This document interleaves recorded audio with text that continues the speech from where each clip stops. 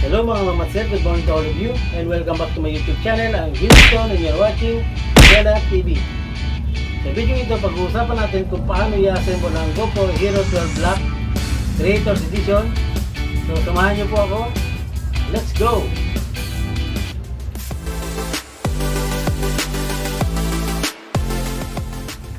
Una sa lahat ay dapat po muna natin ang ating GoPro Hero 12 Black Creators Edition.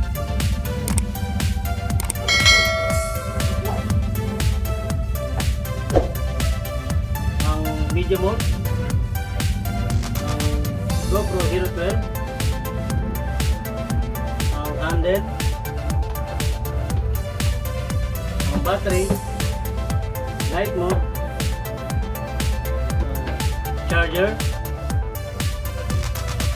screw.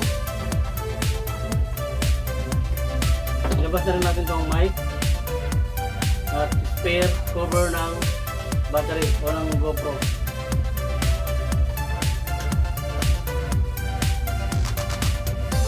Mga sir, yan lang po ang mga kailangan natin.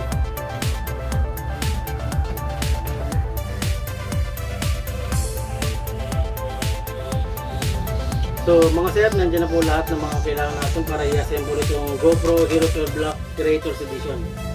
So una po nating i-assemble ay ang GoPro at ang media mode. Una, buksan po muna natin itong pinakalock niya ng media mode. Dahan-dahanin po natin itong itulak pababa. Kapag nakabukas na siya, isunod naman natin ang mismong camera ng GoPro. Ang lock naman o ang cover naman para sa battery ng GoPro ay nandito sa bandang kanan niya. So ganoon din po, itulak po natin ang lock ng camera pababa, dahan-dahan po. Tulak po natin pataas. Ito na po cover ay pwede natin palitan ng spare. Dahil po ang kanyang charger na nasa loob, kailangan nyo pa po siyang buksan para makapag-charge po kayo. So, pwede na po natin itong palitan yung cover. Madali lang po tanggalin yung cover. Pilahin lang po natin. At ito po ang spare na pamalit na cover. Dahil ito po ay may butas na para sa mismong charger niya.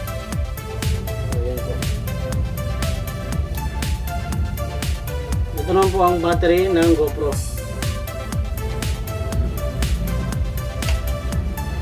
Ayan. Itulak lang po natin ito. At pwede na po, ito naman po ang charger. Ang charger po na gagamitin natin ay Type-C.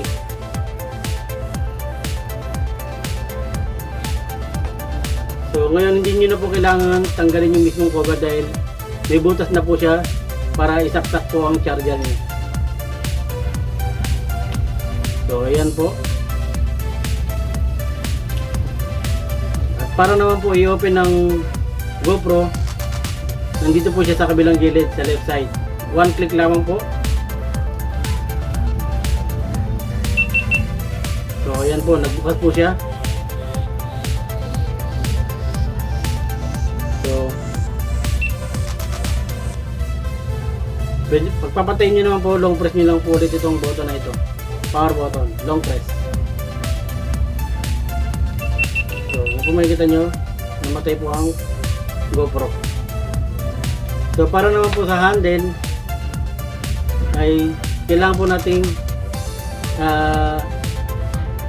ikabit ang mismong nasa ilalim ito.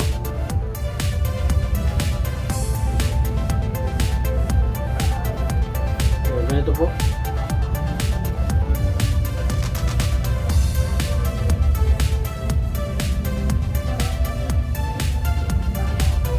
Gamitan po natin ng locking screw.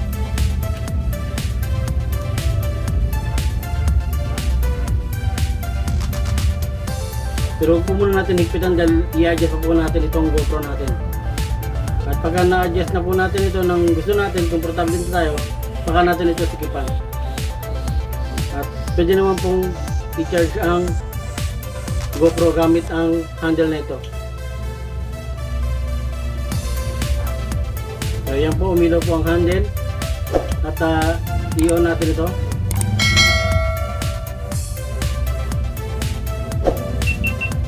Yan po, nag-on na po ang GoPro kahit hindi natin dito pinipindot. Dahil pwede na po natin itong gamitin parang remote niya. So, ayun po, nagbukas po siya. So, tanong naman kung pwede bang buksan ang GoPro kahit walang battery. Pwede po. Subukan din po natin na tanggalin ang battery mga sir at ma'am. I-off po muna natin ang GoPro. Long press lang din po, parang sa power button ng GoPro. Ngayon tanggalin po natin ang charger niya o yung connector niya, wire connector.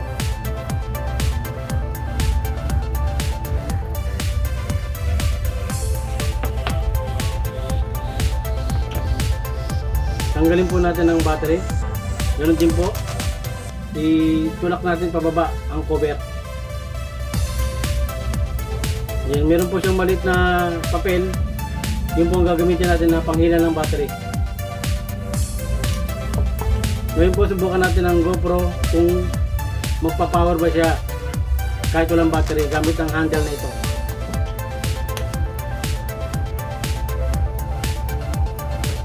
Kabit po ulit natin ang GoPro sa handle niya. Locking screw.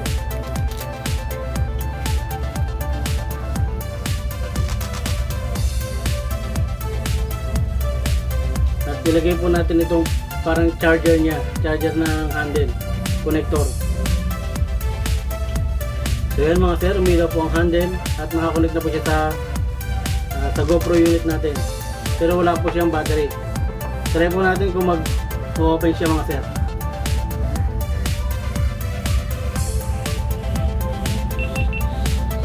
So yun, nag-open po siya kahit walang battery. Dahil po ang handle na ginamit natin ay meron na po siyang battery sa loob. Para din po siyang isang power bank. Na once na mag-drain po itong battery nyo habang nag-vlog po kayo, ay magagamit nyo po ang battery na ito bilang extra battery o spare battery kung sakali. So yun po mga sir, nag-success po yung assemble natin at pwede na po natin i-off.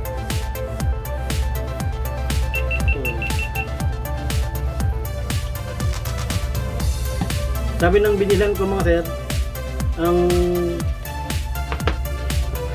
waterproof lamang daw po ay ang mismong unit at flashlight o light mode. Pero kapag ito pong cover ang ginamit nyo sa pagka-vlog at umuulan, eh hindi na po siya magiging waterproof dahil naka-open na po yung mismong saksakan ng battery niya, yung charger niya. Kaya kung gusto niyo po itong gamitin habang umuulan, kailangan niyo pong palitan itong cover.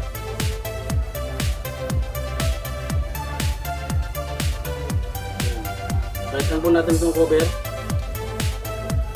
Ilagay po natin ang battery. At gamitin po natin itong cover na walang butas. At saka po natin ito isara. Siguraduhin lang po na isasara natin itong mabuti mga sir. Dahil akala natin na isara na natin mabuti pero siguraduhin po na wala kayong makikita ng kulay orange. Wala kayong makikita ng kulay orange. Kagaya nito. Dahil pag may kulay orange po kayo nakita, ibig sabihin hindi po siya nakalak mabuti. So dapat po wala kayong makikita ng kulay orange.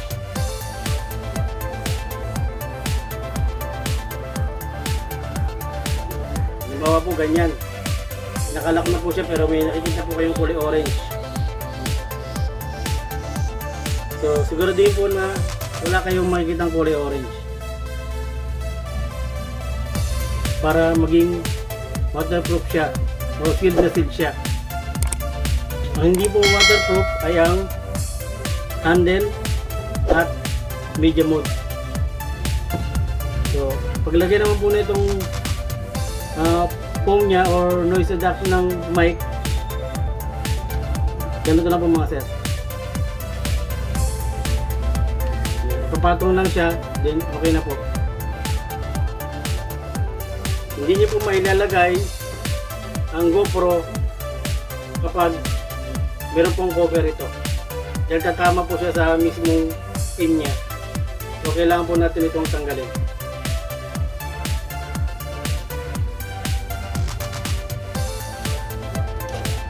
Ayan po. Pasok lang po natin ito. Then, tulak po natin itong cover niya o lock niya. So yun, may na-click, may narinig yung tumunog, ibig sabihin nakalock po siya.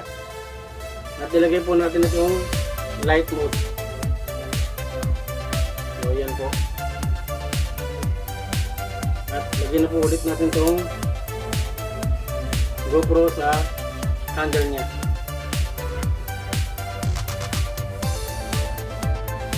Muli po ang locking screw.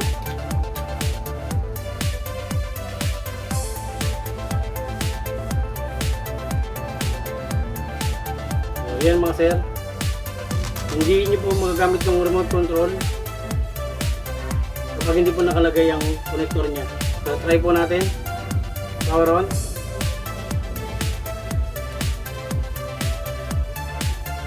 Hindi po gumana. Kailangan po natin pindutin mismo sa power button ng GoPro. One click. So yun po, nagbukas po siya.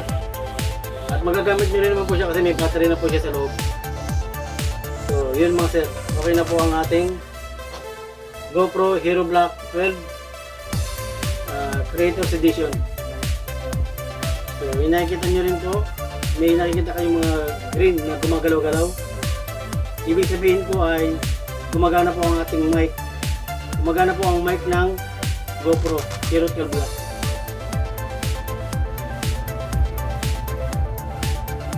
So yun mga sir, dito ko na po tinatapos ang video nito. Sana po ay nag-enjoy kayo sa panonood. At sana rin po ay nagustuhan nyo ang video nito. At kung nagustuhan nyo ang video nito, huwag po kalimutan mag-like, share, subscribe at pakihit na rin ang notification bell para updated kayo sa mga video na aking ina-upload. At muli ko po si Winston at kayo po ngayon ay nanonood ng Winela TV. Maraming salamat po at God bless.